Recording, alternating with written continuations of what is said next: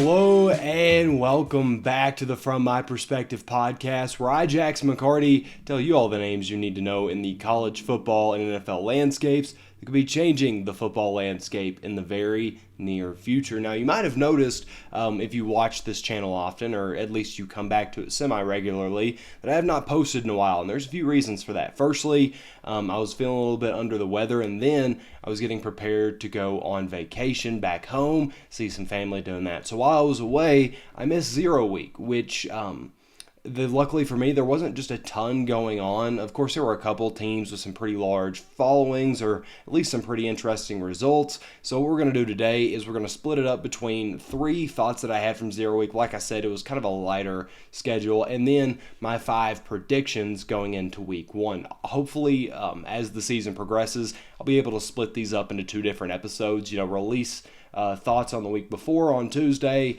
and then release predictions for the week after on Thursday, but we'll see how it goes. But before we get into this, go ahead and hit subscribe for me. It's been a while since I've asked, so I'd really appreciate it if you go ahead and do that for me. So watching week 0 from the comfort of my parents' home back home, naturally I was gravitated towards the Nebraska-Northwestern game, and the result of that has a lot of fans, both on Nebraska's side, a lot of just national media kind of drawn into hitting the panic button on Scott Frost. I'm not there yet, and let me tell you why. Firstly, Northwestern, credit to them. They looked competent, and they look competent at the very least. Ryan Helinski looked good. Pat Fitzgerald is a seasoned head coach. He knows how to handle things, and we saw that firsthand. He saw Scott Frost make a mistake, a very dumb one with the onside kick, but a mistake nonetheless, and he recovered from it. And Northwestern managed to get that upper hand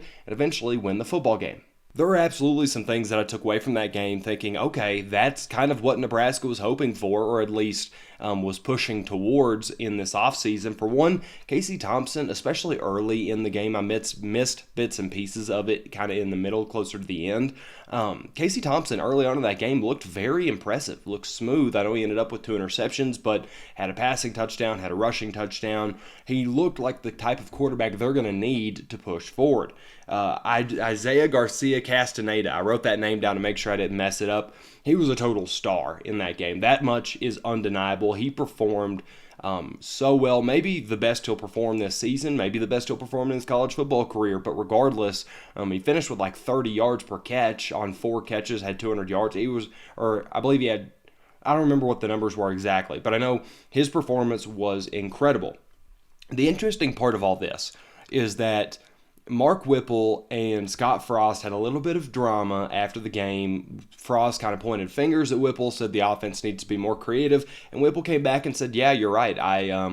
The whole team needs to get better, not just me, but I'm certainly a part of this team. And so that almost seemed like a smart chess move for Mark Whipple to get himself in the position of interim head coach if they have to fire Scott Frost. But like I said, Northwestern was a good enough team to where that loss didn't bother me too much. Obviously, the way that it came about was not pretty, but they look like a good football program on the bottom line. And Nebraska's got some work to do. They've got some places to catch up to, and it's going to be a learning process over this season for them. So at the very least, this isn't the type of loss that I'm ready to fire Scott Frost over. Somebody who I had to talk a little bit bad about, kind of on the opposite end of Nebraska this year, because I've been very vocal about praising Nebraska, thinking that they're going to be a good football program this year. Somebody who I have not really shied away from saying I don't believe that they're going to take much of a step up was Vanderbilt, and that might already be looking a little bit wrong so far. I know it was Hawaii that they played in week 0, but they put the type of performance on Hawaii that we see the SEC teams typically do against that level of competition, which is not something we've been able to say very often, or at least in a very long time. So Clark Lee, as a head coach, coming into his second year with the Commodores, and that's the type of progress, even in a non-conference game where you're expected to win. They were only slight favorites, I believe, on the betting odds. So for him to come out there and put such a dominant display on the field, make sure his guys are in sync and look good in the games that you're supposed to win, that's exactly the first thing that Vandy needed to check off, and they did it. They looked functional, they looked fluid, they looked capable of at least keeping Alabama starters on the field for a little bit longer than usual. I'm not going out here and saying this game against Hawaii proves that they'll finish, fourth in the SEC, whatever.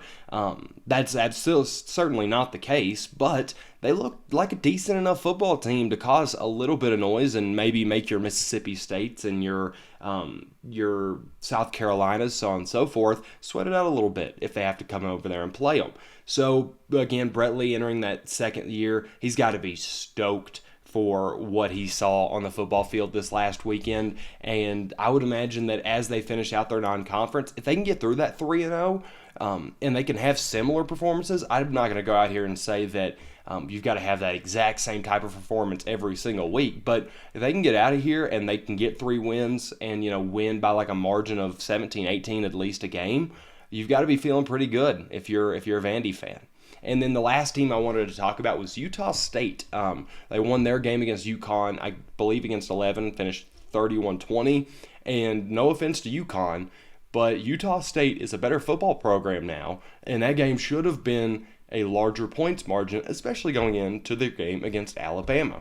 Now, maybe they were trying to play it a little bit softer and kind of take their foot off the gas a little bit. I believe they had like 24 points in the second quarter or something like that. But all told, Utah State is a better football program and should have shown as much, especially just to get the team, fully bought in. A win, an 11-point win over UConn doesn't give me a ton of confidence. And before that game happened, I was kind of pre-writing what I was going to put in my predictions for week 1, or at least getting a general feel for a lot of those teams that would be playing in week 0.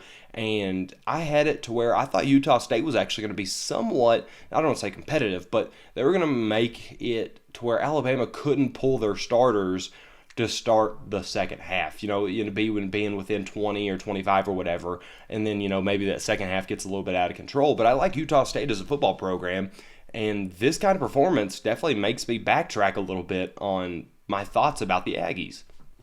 The big worry is the rush defense. Allowing 245 yards on 39 attempts for UConn is not good. It just was not pretty at all. That needs some work. And I also found it really weird that it seemed like they didn't want to go full throttle in this game, but at the same time, you left Logan Bonner out there for just about every single throw. Levi Williams was out for one single attempt, which was odd, especially following that performance that he had in his bowl game at Wyoming before he transferred. At least mess around with the guys, at least give a bit of a, not really a preseason feel, but like, we're going to test out what we've got here, and maybe the game was just too close for them to warrant doing that, but you could have pulled away. It's not like UConn's defense was almighty against you. You were playing very well. You just couldn't quite, find the edge and find that extra step up to where you could warrant putting some of those guys in. And I'm kind of feeling like they took their foot off the gas after the first half ended and kind of let UConn figure their own stuff out, just make sure the defense held solid. You didn't really have to do a whole lot on offense, but still didn't look great to me, didn't feel great to me, and that's definitely a team that I want to be tracking, that I had high hopes for. I believe I even had them in my ranked, my top 25 predictions, but that might not hold true at the end of the day. So that is what I thought of week 0. Of course, you had like Illinois and a couple of different schools that looked pretty good, but those are the 3 that really drew my eyes. Like, how much can I really talk about North Carolina versus Florida A&M or something like that? So we move on now to week 1 predictions. I've got 5 predictions, maybe a bonus that I'll throw in there. I haven't fully fleshed out like how I want to kind of pitch that one as much, but there's at least a smaller prediction for those for one of those games that's not on Sunday or Saturday rather. So the first prediction I want to talk about is the Arkansas versus Cincinnati game. I think Arkansas both wins this game, and I think it's fairly convincing. So the timing of this being on their schedule could not have been more perfect for Arkansas. For one, Cincinnati's got all kinds of names recognition right now because they were just in the college football playoffs. Half their team is in the NFL now or graduated. Your entire secondary, most of your offense, it's depleted right now. And they're having to come to Fayetteville, Arkansas to play this game. So you're really getting a perfect storm if you're Arkansas of value in this matchup, especially to start off your season. KJ Jefferson should be able to just really take control of the Bearcats secondary, especially now that Brian Cook, Sauce Gardner, Kobe Bryant, I feel like there's another one I'm forgetting too. They're all gone. So all of the real staples of the secondary for Cincy, they're gone. KJ should be able to handle that pretty easily. Their defense is still enticing. Cincinnati's about to field a quarterback. I believe Ben Bryant's the starter, who did not look great by any stretch of the imagination for his year at Eastern Michigan. I think he had almost as many interceptions as he did touchdowns. So there's a lot that really draws you in with Arkansas here, winning by a pretty comfortable margin. Then you'll look at the fact that their next game, South Carolina, they're good, but you're not overlooking Cincinnati for South Carolina. If anything, you want to wait until you have that week of film on Spencer Rattler and how that team's going to look under Shane Beamer this year. So you're not worried about getting too far down the road. Then you got Missouri State right after them. So you're not really getting too anxious or looking too far into the future. It's all primarily, what's on your plate right now. As of the time of this recording, Ben Bryant is not officially the starter for Cincy. That's just what my gut's telling me. They've got that sophomore Evan Prater, who may or may not, be stepping in there. So it's still unconfirmed, but I've got a feeling that it's Ben Bryant. Either way, it's still a pretty good matchup for the Hogs. So we move on to prediction number 2. We're looking at the highest two ranked teams going up against each other, Ohio State versus Notre Dame. And I don't mean this as a slight to the Fighting Irish or a slight to Marcus Freeman. I'm a very vocal Marcus Freeman supporter, but Ohio State is going to destroy them. It's similar to what's wrong with Cincinnati at this point, or, what's going against Cincinnati right now. There's a lot of inexperience with Cincy. Same applies to Notre Dame. You're looking at Tyler Buckner under center. He got announced as the starter. I think he's only had like a handful of passes, and that came from last year when Jack Cohn wasn't playing. And then Marcus Freeman, he's only got one head coaching game so far, and you're having to go to Columbus. So a very similar perfect storm issue. I just think that Ohio State is one of those teams that they're comfortably a top 2 team, and it goes Alabama, Ohio State, the Grand Canyon, and then whoever your number 3 is. Those two are so distinctly better than the rest of college football right now. And, Notre Dame is a very good football program. I've got them ending up in like the top 15, top whatever it was in my predictions. But as a whole, you don't play with Ohio State, especially when they're at home and it's open the season. You're not having to worry about injuries or, coming off of like a big win and kind of being tired. None of that's a problem. They're coming out as fresh as they'll ever be this season, and they're coming right for Notre Dame. If I had to give a prediction, I'm going to say Ohio State wins by at least 3 scores. That could even climb to 4, depending on how long they leave the starters out there.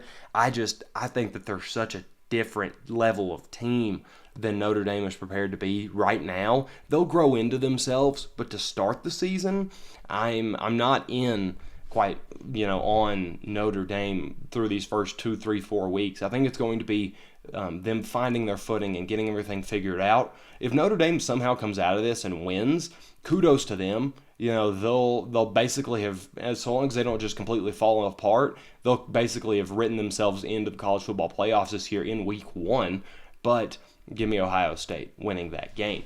Next game we want to look at is Utah versus Florida. A ranked versus an unranked, but Florida is traditionally known as a powerhouse. It's kind of the Urban Meyer Bowl. Coach at both those schools. I'm very interested to see the Anthony Richardson this year. I think he's going to show a lot of talent this year. I think he's going to be good, but I think the Anthony Richardson experience hits a big snag in game 1. Utah, talk about talent. They're just one of those teams that could sneak into the college football playoffs just by being themselves and not getting a lot of media hype. By just being a good fundamental team that plays together and is always ready to take on a big dog just on their strength in talent across the field, not needing one specific guy to be the guy, if you know what I'm saying. Anthony Richardson, last year, 6 touchdowns to 5 interceptions. The talent was flashing. You could understand why they went his direction instead of Emory Jones, who is now in Arizona State.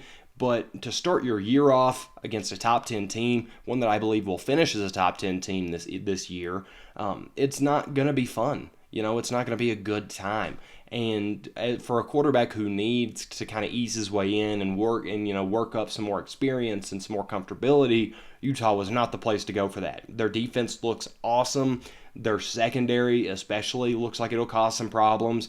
I cannot see this being a fun start to 2022 for Florida's new full-time starting quarterback. Anthony Richardson has been in the building with Florida, but he's now officially official as their starting quarterback, the one they want to move with. The next team that I want to talk about has a quarterback that's moving in, that's been a starter for many, many years, but this will be his first time at his new program. We're talking about Oregon. We're talking about Bo Nix, and if you don't know, they'll be taking on the Georgia Bulldogs to start their season.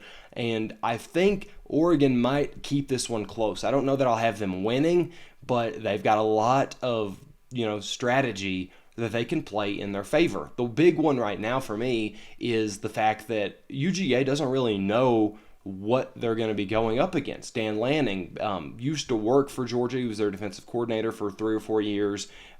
He knows what goes on in that program. Bo Nix has played Georgia 3 times. He was the quarterback at Auburn for 3 years. There's a lot of knowledge about this team that they're going up against for the Ducks, but Georgia doesn't quite have that. It's the first time that Bo Nix will be playing in Oregon. It's the first time Dan Lanning will be the head coach out there.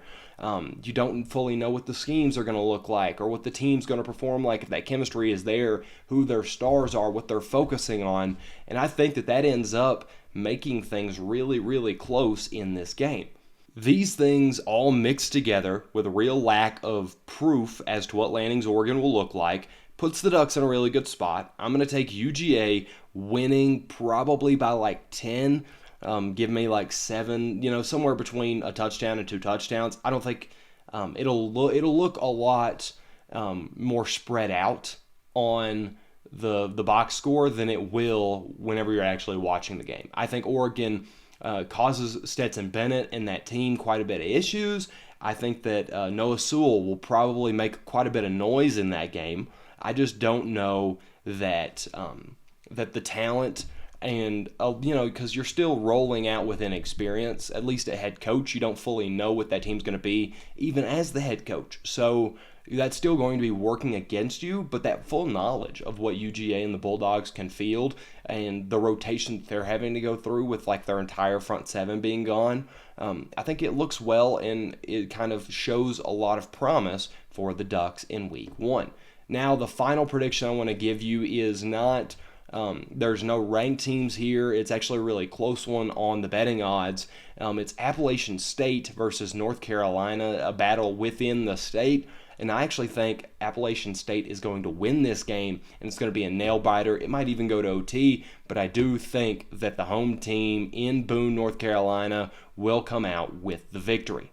Drake May looked good because they played week 0, North Carolina did. They played against Florida A&M, and Drake May looked good. He had a bunch of touchdowns. He was doing what he needed to do. But while the offense was clicking, the defense allowed 24 to the Rattlers, and that's just not good enough. You know what I mean? That's not what you need to be doing right out of the gates. It's Florida A&M. It's not Florida. It's not Florida State. It's not Texas A&M. It's Florida A&M. And no offense to them, but they are not on the same level as North Carolina is or of App State.